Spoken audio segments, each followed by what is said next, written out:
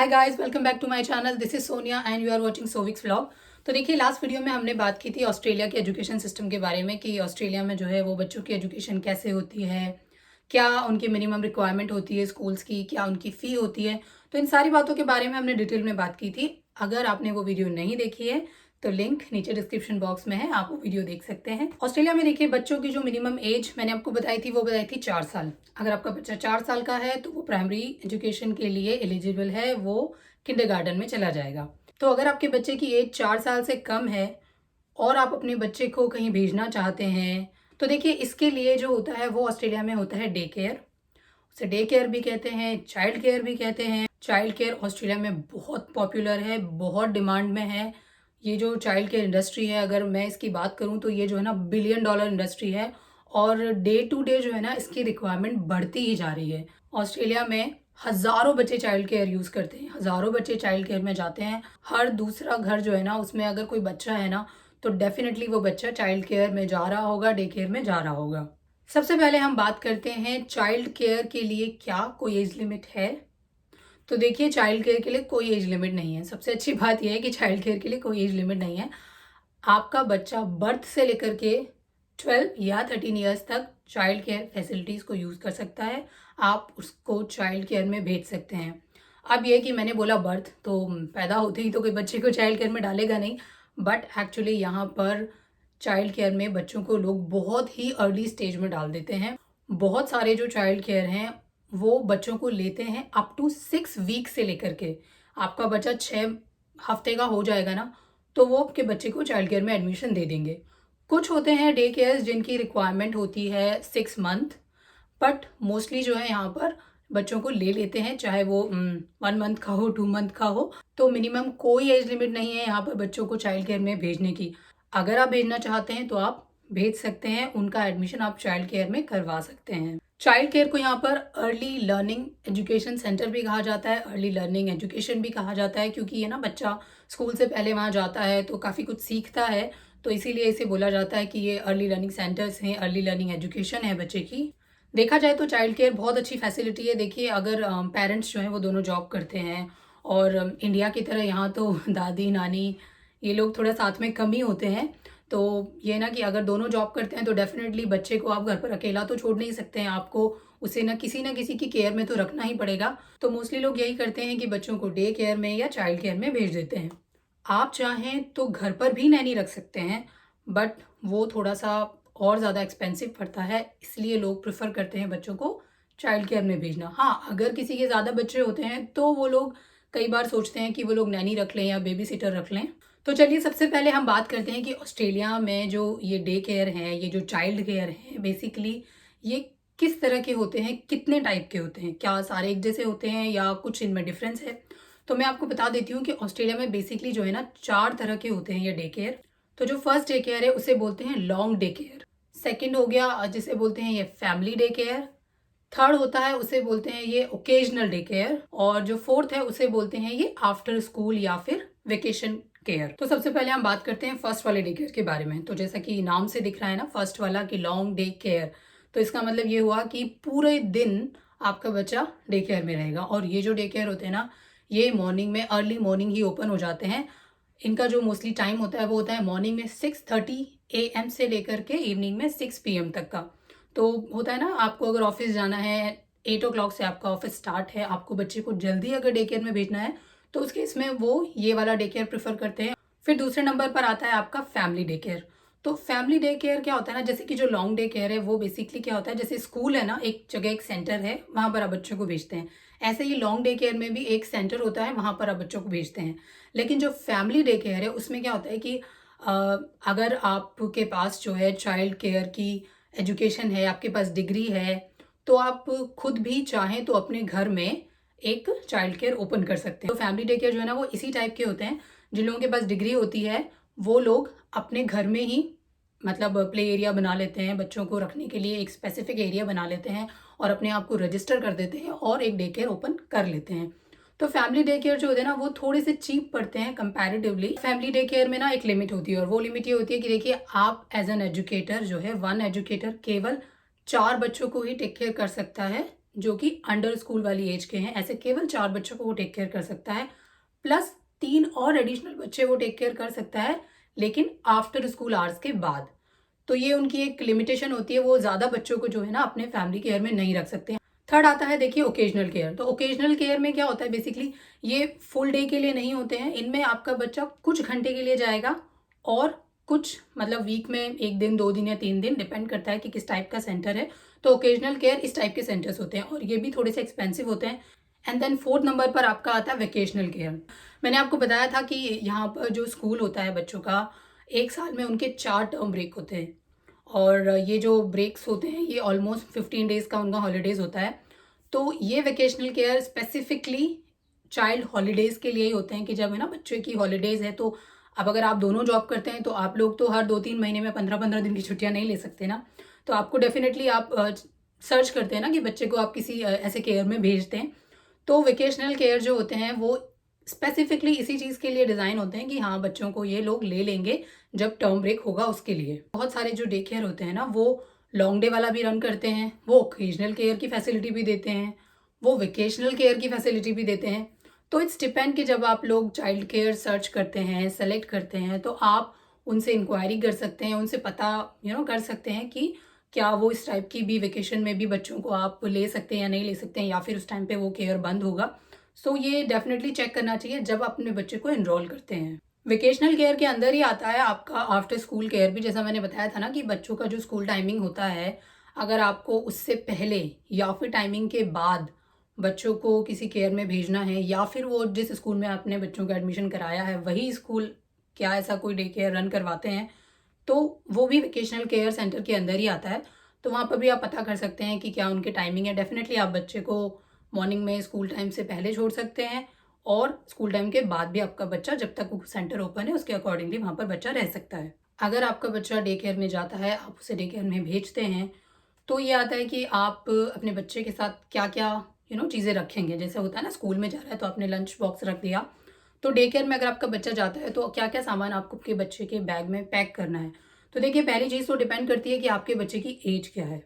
Second depend करता है कि आपका जो बच्चा है वो किस टाइप के चाइल्ड केयर में जा रहा है, वो लॉन्ग वाले में जा रहा है या ओकेजनल वाले में जा रहा है, मतलब कुछ घंटों के लिए जा रहा है या पूरे दिन के लिए जा रहा है, उसी के अकॉर्डिंग आप बच्चे का बैग पैक करते हैं। नॉर्मली ये सेंटर्स जो होते हैं ना वो आपको एक लिस्ट प्रोवाइड करवा देते हैं और उसमें सब मेंशन होता है कि आपको बच्चों के लिए क्या क्या सामान मतलब नेसेसरी रखना है, या फिर कुछ है कि आप अपनी विश से रख सकते हैं। कुछ जो डे केयर होते हैं वो बच्चों को खाना भी प्रोवाइड करवाते हैं।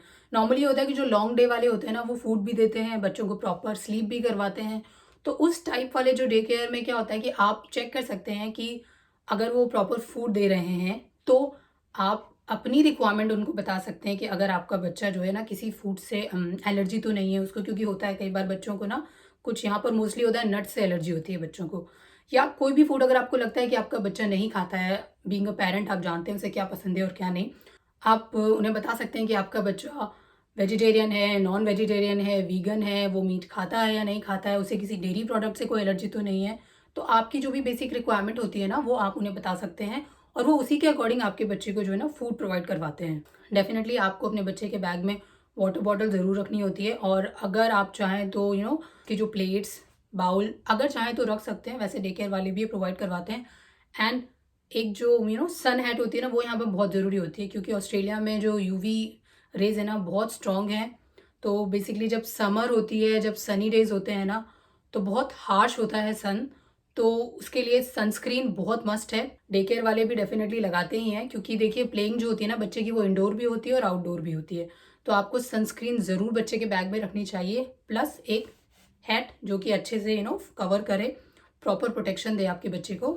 अब जैसा कि मैंने बताया कि बच्चों को स्लीप भी करवाते हैं, क्योंकि अगर पूरा लंबा दिन है तो डेफिनेटली वो 1 या 2 नैप बच्चों को दिलाते हैं, और उसके लिए उनके पास हालांकि पूरा प्रॉपर अरेंजमेंट होता है बच्चों के लिए, शीट मैट्रेस सब कुछ होता है। आप अगर चाहें, ये आपकी चॉइस है कि अगर आप एक्स्ट्रा कोई शीट रखना चाहते हैं बच्चे के लिए जिसमें आपको लगता है कि आपका बेबी ज़्यादा कंफर्टेबल है, तो डेफिनेटली आप वो रख सकते हैं।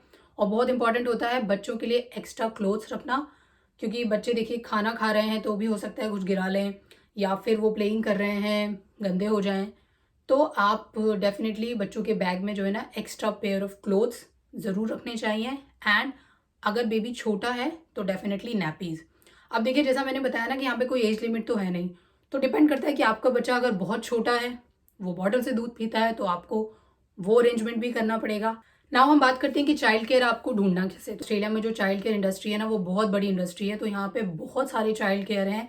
आप जिस भी एरिया में रहते हैं ना, गूगल पे सर्च कीजिए near by child care centre, और वो आपको बिल्कुल अच्छे से बहुत सारी लिस्टिंग दे देगा आपके जो भी नियर बाय है। ये आपकी चॉइस होती है। देखिए कि आप अगर दोनों जॉब करते हैं तो आप जो चाइल्ड केयर है वो घर के पास चूज़ करते हैं या ऑफिस के पास, क्योंकि देखिए आप ही को बच्चे को पिक करना है, आपको बच्चे को ड्रॉप करना है, तो आप अपनी कन्वीनियंट के अकॉर्डिंग, अगर आप लोग दोनों का ऑफिस पास पास है या आपको जिसके भी नियर बाय मिलता है ना, टाइमिंग अगर मैच करता है, तो आप उसी के अकॉर्डिंगली अपना डे केयर चूज़ करें। एंड देन आप सर्च करके उन डे केयर वालों से या चाइल्ड केयर वालों से सीधा कॉन्टैक्ट कर सकते हैं। एक चीज़ और है, आपको ना एक ही सेंटर पर रिलाई नहीं करना चाहिए। मतलब ऐसा नहीं कि आपने इंक्वायरी की या गूगल पे देखा, अच्छे रिव्यूज़ देखे और आप एक ही सेंटर के पीछे पड़ गए। यहाँ पर क्या होता है ना, चाइल्ड केयर बहुत बिजी रहते हैं, बहुत ही ज़्यादा बिजी रहते हैं। तो इसीलिए जब आप सेलेक्ट करें ना नियर बाय ऑप्शंस, या तो आपको 4-5 कम से कम सेलेक्ट ज़रूर करने चाहिए। एंड आप लोगों को पर्सनली वो सेंटर विजिट करना चाहिए। आप लोग जाइए सेंटर पे, उनसे पूरी इंक्वायरी कीजिए और किस तरह से क्या प्लेइंग का अरेंजमेंट है उनका, किस तरह से वो बच्चों को रखने वाले हैं। एज अ पेरेंट आप खुद भी सेटिस्फाई होने चाहिए ना कि आपका बच्चा किस माहौल में रहने वाला है, स्टाफ कैसा है, कौन बच्चे की टेक केयर करने वाला है, आप उनसे पर्सनली इंटरेक्ट कर सकते हैं। तो अकॉर्डिंगली जब आपकी सारी चीज़ें आपको लगे ना कि ठीक हैं, फिर आप अपने बच्चे को उसमें एनरोल कीजिए। एंड जैसा मैंने बताया ना कि ये जो डे केयर हैं, ये बहुत बिजी रहते हैं, तो ज़रूरी नहीं है कई बार कि जो आपको एक सेंटर अगर पसंद आया है तो उसी में आपके बच्चे का जो है ना एडमिशन हो जाए और वहीं पे उसको सीट मिल जाए। इसीलिए मैंने बोला कि आपको एटलीस्ट कुछ ऑप्शंस अपने पास रखने चाहिए। अगर आपके पास देखिए ऑप्शंस है और आपको 2-3 ऑप्शंस में से सब में ही यस आ जाता है कि हाँ भाई सब में वैकेंसी है, सब में प्लेस अवेलेबल है, फिर आप डेफिनेटली जो आपको अच्छा लगे आप उसमें बच्चे को भेज सकते हैं। बट ये ना कि अगर आपने एक ही सेलेक्ट किया है, आपने एक ही में इंक्वायरी की है और अनलकीली आपको उसमें स्पेस नहीं मिला, तो डेफिनेटली आपके लिए बहुत बड़ी प्रॉब्लम हो जाएगी। तो इसलिए थोड़े ऑप्शंस रखिए एंड फिर सेलेक्ट कीजिए। डे केयर में ये बच्चों को बहुत सारी एक्टिविटी करवाते हैं। एक्चुअली होता है ना कि बच्चों को पेरेंट्स से दूर रखना है तो उन्हें कुछ फन एक्टिविटी करानी होगी, तो काफ़ी सारी एक्टिविटीज़ होती हैं। उनकी स्टोरी रीडिंग होती है, कुछ उनसे ड्राइंग करवाते हैं ये लोग, और बच्चों के बहुत सारे गेम्स होते हैं। और ये जो सारे गेम्स वो प्लेइंग करवाते हैं ना, इनके थ्रू ना बेसिकली वो बच्चों को कुछ ना कुछ लर्न ज़रूर करवाते हैं, इसीलिए इनको अर्ली लर्निंग सेंटर भी बोलते हैं। अब हम बात करते हैं कि डे केयर सेंटर या चाइल्ड केयर सेंटर जो भी आप चूज़ करें ना, चाहे वो किसी भी टाइप का सेंटर हो, कुछ बेसिक डॉक्यूमेंट्स सेंटर वालों की रिक्वायरमेंट होती है। तो उन्हें बेसिकली क्या होता है, आपके बच्चे का बर्थ सर्टिफिकेट, आपका पासपोर्ट की कॉपी, बच्चे की कॉपी डेफिनेटली, वीज़ा का स्टेटस, जो भी जिस टाइप का भी आपका वीज़ा स्टेटस है वो, एंड देन आपका होता है कि बच्चे को जो भी टीके लगे हैं, इम्यूनाइजेशन, वो रिकॉर्ड भी उन्हें चाहिए होता है। ये रिक्वायरमेंट सेम है जैसे स्कूल के लिए होती है ना, वैसे ही रिक्वायरमेंट यहाँ पर भी होती है। फुल डे वाले सेंटर्स होते हैं ना, वहाँ पर भी लिमिटेशन होती है। तो वहाँ पर भी क्या होता है कि अगर आपका बच्चा 0 से 2 साल तक का है, तो 0 से 2 साल तक के वो केवल एक एजुकेटर 4 ही बच्चों का टेक केयर कर सकता है। अगर बच्चा 2 साल से लेकर के 4 साल तक का है, तो फिर 5 बच्चों को एक एजुकेटर संभाल सकता है। ये जो नंबर है ना 4-5, ये थोड़ा सा स्टेट टू स्टेट भी ऑस्ट्रेलिया में वेरी करता है। जैसे तस्मानिया की ही मैं आपको बता रही हूँ, ये जो नंबर्स हैं, कहीं होता है कि अप टू 3 इयर्स या अप टू 4 इयर्स तक 4 बच्चों को एक एजुकेटर संभालता है। और अगर आपके बच्चे की एज 3 से लेकर के 5 के बीच में है, वो लगभग 10 बच्चों को हैंडल करेगा, 10 बच्चों को संभालेगा। और इसी तरह से अगर बच्चे बड़े हैं, 6 साल से ऊपर के हैं, तो फिर एक टीचर जो है वो 15 बच्चों को संभाल सकता है। अब बात करते हैं सबसे इम्पोर्टेंट चीज़ के बारे में, और वो है चाइल्ड केयर फ़ी। फ़ी भी अच्छी खासी होती है, काफ़ी होती है। तो मिनिमम अगर मैं बात करूँ तो पर आवर आपके बच्चे का जो फ़ी है, किसी भी चाइल्ड केयर में हो, मैं जस्ट आपको एवरेज बता रही हूँ, $10 पर आवर है। अब ये है कि किसी किसी स्टेट में ये 10 से 11 है, किसी में 10.25, कहीं 15, कहीं 35, बट जो चाइल्ड केयर की फ़ी है पर आवर वो मिनिमम $10 तो है ही है। थोड़ा बहुत जो फ़ी है वो ऊपर नीचे, मतलब 10 से $11 के बीच में या 10 से $12 के बीच में, वो डिपेंड करता है कि वो किस टाइप का चाइल्ड केयर है। जैसे मैंने आपको बताया ना, जो लॉन्ग डे केयर होते हैं, जो सेंटर बेस्ड होते हैं, वो उनकी फ़ी थोड़ी डिफरेंट होती है। फैमिली डे केयर जो होते हैं उनकी फ़ी थोड़ी डिफरेंट होती है, कंपैरेटिवली कम होती है, लेकिन वो कम भी ज़्यादा कम नहीं है, मुश्किल से आपके 20-30 सेंट का फ़र्क पड़ेगा, इससे ज़्यादा नहीं है। तो बेसिकली डे केयर की जो फ़ी हो गई वो मिनिमम मान लीजिए $10 पर घंटा, और अगर हम पूरे दिन की बात करें तो वो 100 से लेकर के $120 भी हो सकती है पर डे की। चाइल्ड केयर की जो फ़ी होती है ना, उस पे गवर्नमेंट भी सब्सिडी देती है, लेकिन ये सब्सिडी केवल उन्हीं लोगों के लिए एप्लीकेबल है जो यहाँ के सिटीज़न हैं या फिर परमानेंट रेजिडेंट हैं। अगर आप किसी और वीज़ा को होल्ड करते हैं तो उस केस में आप सब्सिडी के लिए एप्लीकेबल नहीं हैं। उस केस में आपको जो भी चाइल्ड केयर की फ़ी है वो पूरी देनी पड़ेगी। अब अगर हम सब्सिडी की बात करें कि सब्सिडी किस टाइप से मिलती है, तो सब्सिडी डिपेंड करती है कि आपकी फैमिली इनकम क्या है। फैमिली इनकम का मतलब हो गया, देखिए अगर हस्बैंड और वाइफ दोनों कमाते हैं तो दोनों की कंबाइंड जो है वो इनकम कितनी है। तो उसके लिए उन्होंने विंडोज़ बना रखी हैं कि अगर देखिए आपकी जो इनकम है वो दोनों की मिला करके, मतलब हस्बैंड और वाइफ की जो दोनों की इनकम है, अगर वो दोनों की इनकम मिला करके अप टू 72,466 है, तो आपको जो सब्सिडी मिलेगी वो मिलेगी 85%। और अगर आपकी इनकम 72,466 से ज़्यादा है, अप टू 177,466, अगर इतनी आपकी इनकम है तो जो आपकी जो सब्सिडी है वो हर 3,000 पर ईयर इनकम पर 1% डाउन हो जाएगी। यानी कि एग्जाम्पल से मैं आपको समझाती हूँ, इस तरह से थोड़ा सा समझ नहीं आया होगा।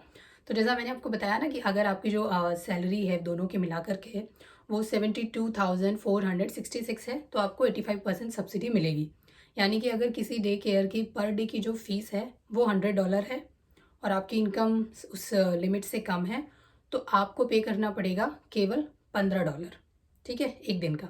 आपको पूरा 100 नहीं पे करना, क्योंकि आपको 85% की सब्सिडी मिल गई है, तो आप पे करेंगे बस $15।